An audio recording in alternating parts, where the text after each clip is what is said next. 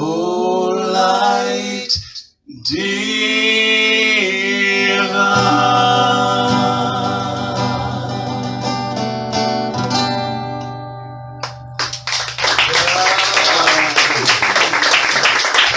Thank you so much. The return of the light. Let's welcome to the stage Reverend Glen Ganaway. Welcome to Church with the Shooting Minimum. Yo. My name is Reverend Glen Morton Ganaway, your favorite integral mentor. Power to the people. Power to the people. We're here today talking about the light. It's a metaphor in my life for the beginning. Right? In the beginning, there was light. Right? Let there be light. Light to me is a metaphor for what starts everything off.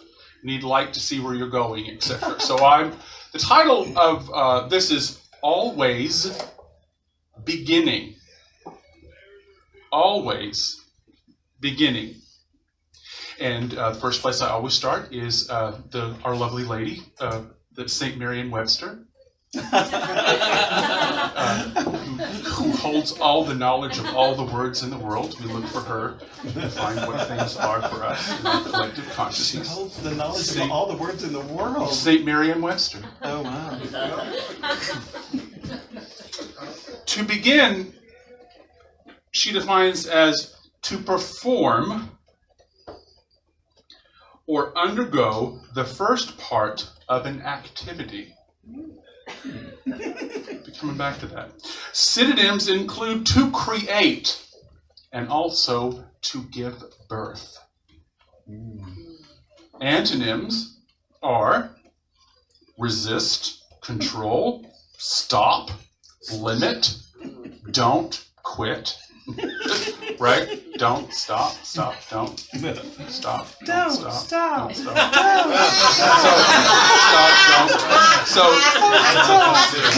Exactly. No awkward. It's the beginning of an action. It's the thing that causes you to say, this is mine to do. It's the beginning of something. To put the light on something means that it's new. It's the beginning. You hadn't seen it before. All those things are associated with the words in our minds that we don't even really think about. Okay? So I'm gonna expand it on that a little bit. The foundations of the idea of this always beginning, that state of mind that we're trying to get our lives around, the action that we want to take in a healthy action, the foundations of it is threefold. The first is that we have to, and you've heard me say this before, you have to be excited about who you are. No way around that. Begin with liking who you are and being interested in actually being and doing who you are. Yes. Okay? You're nowhere. You can go nowhere if you don't like who you are and where you're going and your life that you live and the time that you live and everything like that. There's no better place or time for you to be alive than right now, because you are perfectly keyed in your DNA and gender, color, sex, and interests for this moment in time, and we need you. Okay? So we need you to be excited about that. These are just the foundations, y'all, and you've heard me say this a lot, but this idea of always beginnings requires a fierce curiosity. Fierce curiosity. Are you interested in what you don't know, or do you already know everything and you're just like ready to sit on the mountaintop and just sit, tell the world the way it needs to be for you? Fierce curiosity. Is there anything that you're not good at that you'd like to be good at? Anybody that you'd like to know that you don't know? Like the love of your life. I don't know about you, but I wish everybody a Yolanda in their life.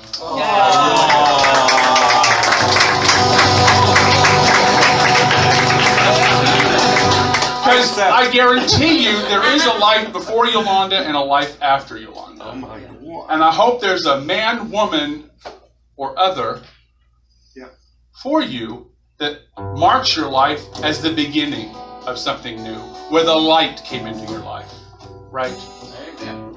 Yes. So the third part of the foundations of this is interesting. I find it interesting because it's so misunderstood in our culture. The foundation of this, what you have to have, this stool that we're sitting on, the foundations of this always beginning, requires an attitude and a lifestyle of forgiveness. Yes, that's true. And what I'm talking about is forgiveness about who you thought you were and who you think you're going to be. A forgiveness of the past that wasn't the way you wanted, and a future that you don't know anything about. Or maybe it's a past that you really liked and would get back to, and a future that looks like it's going to suck. Okay? However you fall on either of those things, the past is gone. Forgive it for not being what you wanted it to be, maybe. And forgive the future for not being what it was supposed to be for you, or what you were told it was going to be for you. Because I guarantee you, the future that you were promised is not coming.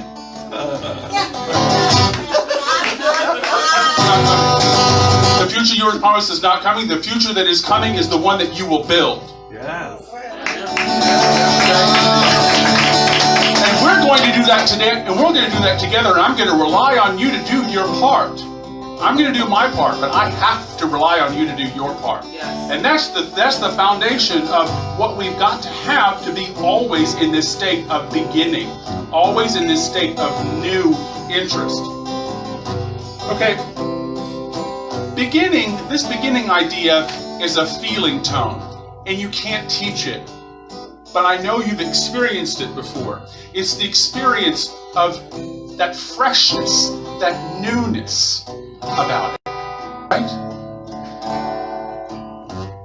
It's a feeling tone of being like wide-eyed and bushy-tailed, right? It's the feeling of having an uncluttered mind, an uncluttered life. Not that there isn't a whole lot going on, but it's not cluttered, okay? You can walk through and grab what you need. It's an uncluttered life. That's the feeling tone that you have in your body, the way, the freshness and newness and glory and this ever-blooming rose that is inside of each and one of us. To experience that in a body, and you know it, because I learned by lots of different ways, but I learned a lot through doing, right? There's a concept in Zen Buddhism that expresses this very well. It's called Shoshin. Anybody heard of Shoshin? I think you have. You just haven't heard it said in Japanese. It's beginner's mind, right? Shoshin. Beginner's mind is defined as an attitude. I hope you have an attitude. Raise your hand if you've been called on your attitude. Oh! You have an attitude. I'm asking you to use it for good. Okay. I know. Shoshin is an attitude of openness, eagerness, and a lack of prejudice and a lack of preconception. Wow! To walk around and not know what everybody is for, what everybody is supposed to do, and how everything needs to happen. It's a beginner's mind. You know why people get tired of 4-year-olds? Because they say, what's this? What's this? What's that for? What's that for? Why? You know why? Because they know they don't know. Do you know anybody who don't know they don't know? I know lots of people who don't know they don't know. Truly. But that's my version. Here.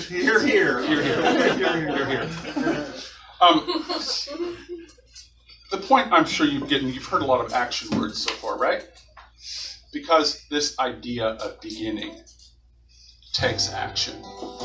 You can understand this concept. I certainly understand this concept. And I know you kind of understand the concept of beginner's mind. We're in this culture. You understand light. You understand all these metaphors and things like that. But what we don't often really do is take that understanding into the physical world. We must, as a community, begin to act on what we know is true. The spiritual law of means meeting ends require us to do well if we want good outcomes. is an act of love. This always beginning is an act of love. It's the way the body expresses love. It's the actions that we call loving actions. It's this choosing to begin again with somebody. Examples. See, you're born a new person every day. You go unconscious at night, and you wake up with your new processing abilities from what you processed overnight in your subconscious, and all the activities that happened before. The you that wakes up every morning has never existed before. Okay? So you have a chance every day to make a different decision about who you're going to be. Whether you are going to learn from the lessons that hurt you and move in the direction of light and love and responsibility, or you're not. You're just going to continue being asleep. And there's a lot of good reasons to go asleep right now, I assure you. You know? There's lots of people that want to make money on your unconsciousness. Okay? Yes. True. Yeah. The economy is based on you being stupid. So, this is also true. The tough thing for me to remember is this is also true of everybody else. Even the people that I think can't change. That's been the tough thing for me. That's kind of my forgiveness work to do. That everybody is capable of starting again. Everybody is capable of tomorrow meeting them and they've hit bottom and they're ready to be a different person. Or be the person that they were always supposed to be. That's the beginner's mind. Being willing to meet people where they are. And where they are changes, because where I am changes. Right? That new mind takes a decision to have. That new mind, that choosing the light, that being in beginner's mind, that being in the always new is a choice. And it's a lifestyle.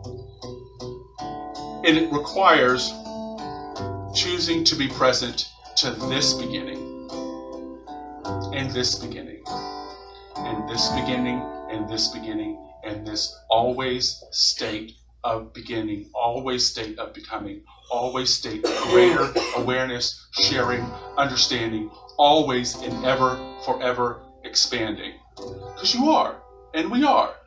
I hope you will, you know, they say, learn something new every day. I mean, that's a cliche, but please learn something new every day. Really. You know?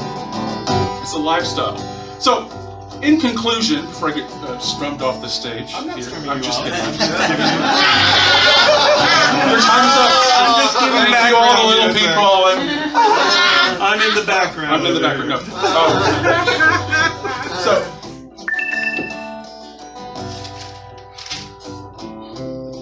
the old is dying. Systems, institutions, and we've watched a lot of our friends here. It's just like, I don't know, the lottery's come up for a lot of folks in our lives. They're choosing not to go through the next phase of what we're ever going to be doing on this planet. There's folks dropping out, y'all. Yes. The old is dying. It cannot sustain itself anymore. The new is forever arising. This isn't one corner we're taking for humanity. We need to be able to make this a regular thing in our lives. And Trotsky said, we need constant revolution. That's the beginner's mind. When you know better, you do better. That's right. Slavery was legal. Women didn't have the right to vote because they were basically children. Right? Who cares about the global south? That's just where we get our resources. You know? Those things are horrid today. But it wasn't very long before you could say those things pretty easily. Right? You know, when we know better, we do better. And we can do better. Your soul requires you to do better. Our community is asking all of us to do better. And to do better means being more who you are. It's not a difficult thing. It's who you are. It's who you really are. This beginning, this thing that you want to express in the world, that you're dying to get out there. Whether it's singing or counseling or acting or getting your MD or getting your MBA, right? I'm serious. Whatever it is yours to do, we need you to be passionate about doing it because it affects all of us. We've all got to step up to be ourselves because letting other people decide how the world is going to be just doesn't work. The next new thing is a new beginning. A new beginning. We have the chance to reform our lives, reform our relationships, because now we know better, right? Now we know better. Choose today to forgive again and again and again. Choose today to forgive the past for what it wasn't, and choose to forgive tomorrow for what you were promised it was going to be. We need you. We need you to listen to that voice that likes you. Because she'll tell you that we're one, and she'll even tell you how to act like it. I'm Rev. Glen Ganaway, and you're at Church with a 2-Drink Minimum.